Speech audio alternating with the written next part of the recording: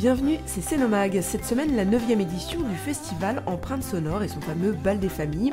La visite de chantier des bâtiments en construction sur Céno de SSR et USLD. Entendez soins de suite et rééducation et unités de soins de longue durée.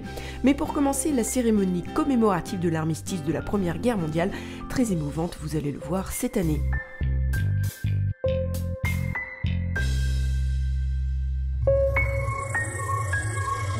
Soit le printemps, les cigognes reviennent. Tant de fois le cœur gros, je les ai vus passer. Et le berçait pour moi des rêveries anciennes, illusion d'un enfant dont il n'est rien resté. Cérémonie émouvante s'il en est. Un grand merci aux associations d'anciens combattants et de porte-drapeaux. Merci M. Tardif, directeur départemental de la cohésion sociale, d'être à nos côtés. Le capitaine représentant le chef de corps du 27e LCA, les sapeurs-pompiers d'Annecy, la gendarmerie de Céno, ma collègue Monique Pimenoff, maire de Montagny, conseillère départementale suppléante, la police municipale de Céno, la batterie fanfare Les Pots des Mûriers, dirigée par Philippe Donclet, le chœur d'hommes du Semnoz et l'harmonie Ventissime, dirigée par Jean-Marc Brouze, Madame Calatrava, directrice de l'école de la Jonchère et les enfants du DMJ, dirigée par Yannick Rien. Puissions-nous, l'année prochaine, avoir beaucoup d'écoles. Monsieur Diclin, directeur de la Fondation d'Auteuil et les jeunes de la Fondation. Les chanteurs, Jean-Marc Brouze, les chanteuses, merveilleuse Carla et Rose de Giorgio, la lycéenne Astrid Moussard, merci, vous avez vraiment. Pourquoi donc irais-je offrir ma jeunesse alors que le bonheur est peut-être à deux pas? Je suis là pour t'aimer, je veux t'aimer sans cesse, afin que le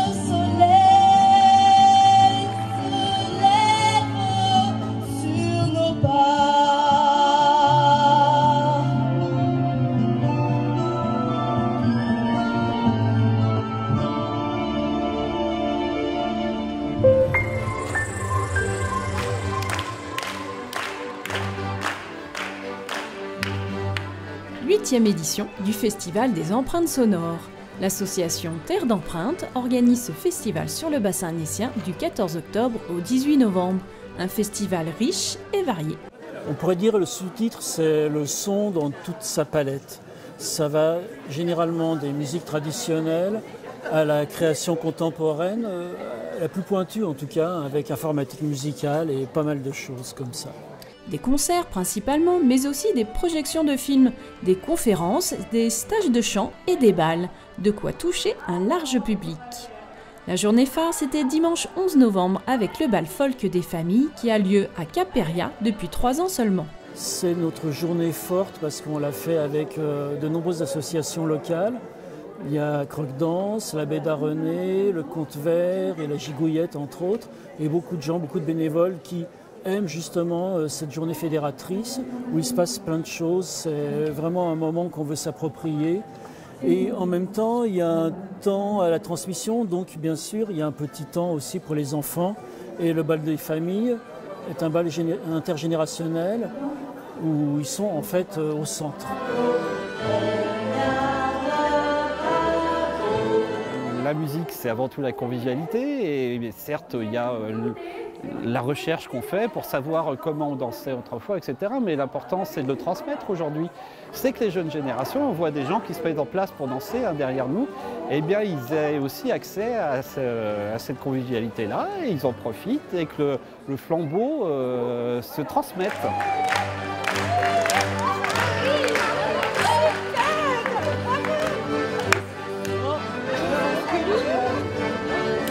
Ne manquez pas ce jeudi 15 novembre à la Cinémathèque des Pays de Savoie le film documentaire Le Grand Bal, vendredi 16 à 20h30 un concert à la MJC de Novelle et dimanche 18 un stage de chant alpin à Sevrier. Toutes les infos sont sur terredempreintes.com. Bonjour, aujourd'hui Cénomag visite un chantier de bâtiments en construction qui vont servir en SSR en soins de suite et en rééducation, mais également en USLD en unité de soins longue durée. Venez avec moi.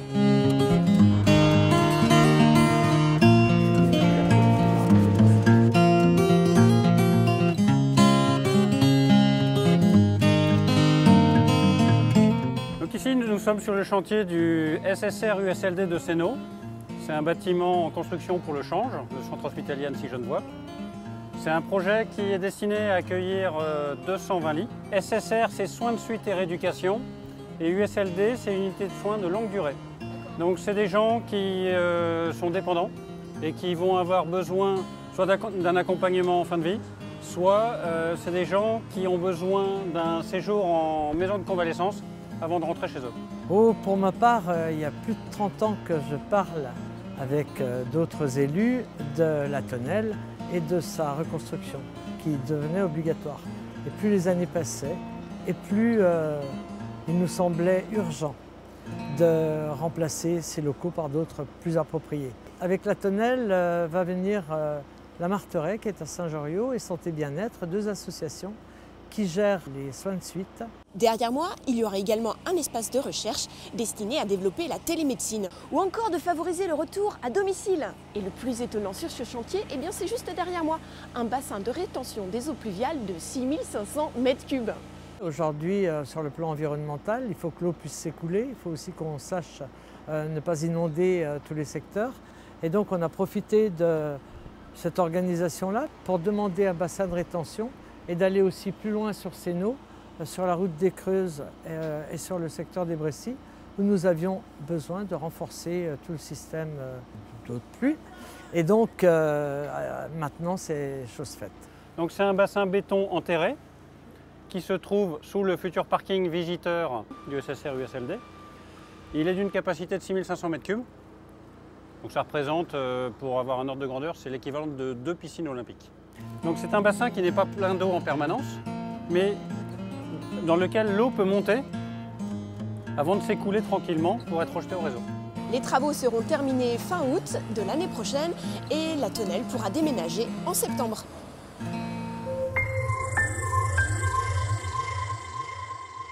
Mais que faire à Sénaux du 19 au 25 novembre? Dans le cadre du mois de l'économie sociale et solidaire, l'ADI, situé au 17 rue du Cep à Sénaux, vous propose un apéro sur le microcrédit. Venez découvrir le microcrédit et créer votre entreprise avec l'ADI. C'est de 12h à 13h le lundi 19. En soirée, le Polyède vous invite à une conférence sur le couple. Quels sont les paramètres qui permettent au couple de dépasser les difficultés de la vie? C'est de 20h15 à 21h45, entrée gratuite sur inscription. Ou venir voir l'expo sur le hip-hop dès le mardi 20 novembre à la médiathèque. Où est né le hip-hop? Quelle est la différence entre le hip-hop et le rap? Expo visible jusqu'au 8 janvier, l'entrée est libre.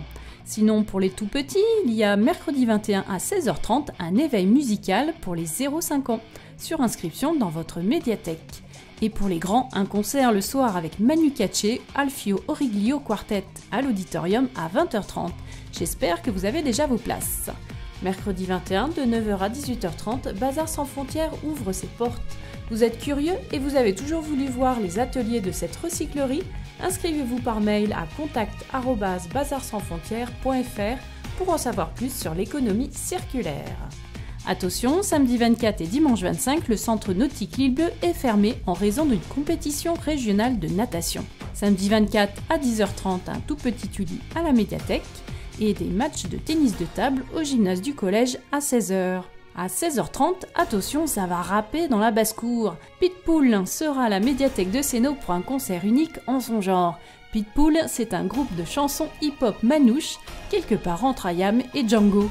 L'entrée est libre. Et ne manquez pas en soirée un concert de soutien pour la septantaine de Martine Misselin-Morand. C'est à l'auditorium à 20h. Venez nombreux écouter le groupe vocal éphémère, les barricades mystérieuses, l'affaire Tournesol et rire des intermèdes burlesques de Julie Daubier. Soirée au profit de l'ADIMC 74. Dimanche 25, les Alligators organisent la 3e édition de l'Urban Race, départ place de l'Hôtel de Ville. Course de 13 km, 18 €, départ à 9h15. Course jeune, départ entre 11h30 et midi.